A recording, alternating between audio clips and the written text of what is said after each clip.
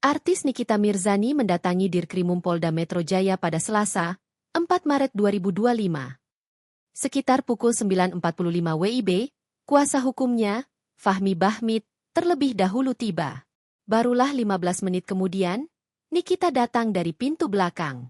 Ia memakai kaos putih lengan panjang dan celana hitam panjang. Wajahnya ditutupi masker pink.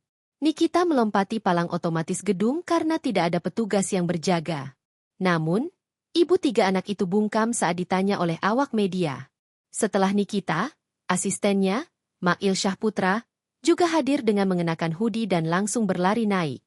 Seperti diketahui, Nikita dan Makil ditetapkan sebagai tersangka dalam kasus dugaan pemerasan 5 miliar rupiah yang dilaporkan oleh dokter sekaligus pengusaha Reza Gladys. Polda Metro Jaya memanggil Nikita dan Makil untuk diperiksa pada 20 Februari 2025. Namun, keduanya meminta penundaan sampai Senin, 3 Maret.